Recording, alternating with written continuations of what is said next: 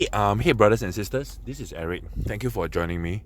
So I have actually discovered more proof that the falling away of Second Thessalonians chapter 2, verse 3 is not the rapture. That the word apostasia does not mean a physical departure, but it is actually a departure from doctrine.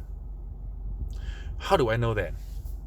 Because I went to Greek lexicon and I discovered that the Greek word used in Second Thessalonians 2 is the word apostasia, which is translated either as the falling away or the departure if you want to use the Geneva Bible, or forsake. Alright? And the numerical representation of the word apostasia is 646. So keep that in mind. The Greek word is apostasia, and the numerical representation is 646. So I was then asking myself, you know, because there is this thing, this issue that needs to be resolved. Because while Second Thessalonians 2 tells us that it is either a departure of forsaking or falling away, it does not tell us it is a departure from what. So we then have to find out what exactly is the departure mentioned in Second Thessalonians 2. Is it a physical departure as something, or is it actually a departure from doctrine? So I was then asking myself, is there actually another verse in the Bible where the same Greek word is used and it also carries the same numerical representation, which is 646? And lo and behold, I found it. Okay, and the verse is found in Acts 21, verse 21. Now, the Greek word used in 2 Thessalonians 2 is apostasia, and the Greek word used in Acts 21, verse 21 is also apostasia, but it's apostasian, alright? But it obviously mean the same thing, okay? It's just like the English word, for example, go. You got go, going, gone.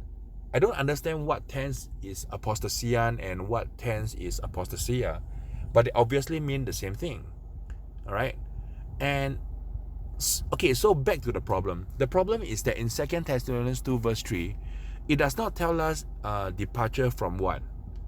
So in order for us to know what is it really, is it a physical departure or is it a departure from doctrine, we then go to Acts 21:21. I'm so glad that the word of God is precise, okay, because it is a perfect match. When you look at Acts 21:21, where the same Greek word is used, which carries the same concordance value of 646, it tells you exactly, it defines for you. There is no need to argue, all right? Okay, so let's go to Acts 21:21. Let's read for ourselves what exactly is the departure all about. And they were informed of thee, that thou teachest all the Jews which are among the Gentiles to forsake Moses.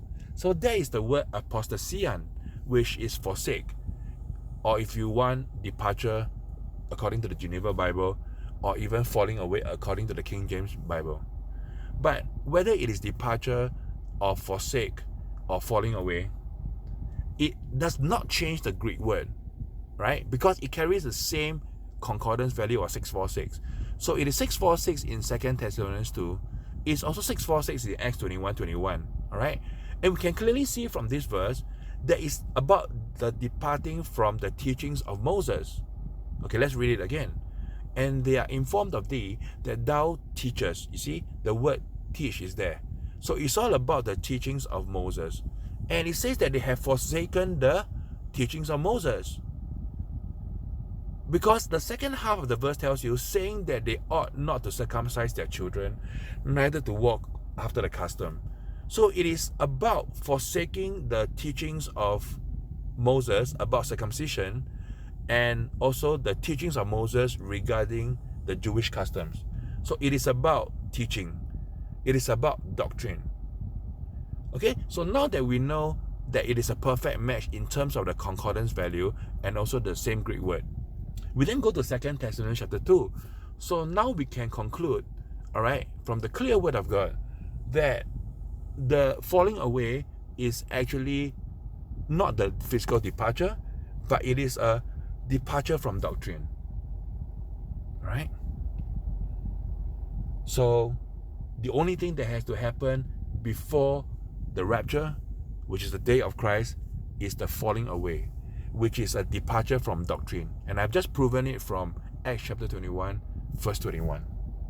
Okay? So that has crushed the doctrine of imminence. That is good news. I don't know why anyone should be complaining. So now we know what exactly we must look for. And like I mentioned in the other video, for the sake of those who have not watched it, the reason why we know that the falling away in the year of 2022 is different from the falling away that has always happened throughout church history is that the falling away in the year of 2022 is going to happen just before the man of sin is revealed as the son of perdition. And we know that the son of perdition can only be revealed after the rapture.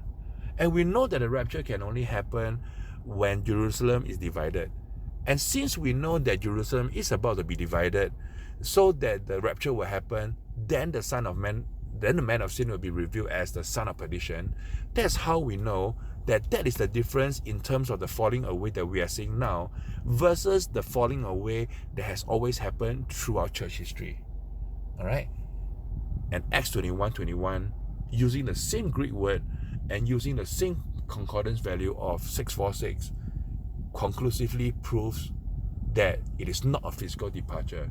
So 2 Thessalonians chapter 2 verse 3 is not talking about the physical departure of the rapture, but it is a physical departure of the doctrine. And the physical departure of the doctrine is the only event that needs to happen before the rapture. And of course, we know that before that happens, there is of course the dividing of Jerusalem, which is about to happen. That means that the rapture is near. And that is the whole point of this video, so that you guys will not be looking at the wrong thing. All right? Bye-bye doctrine of imminence.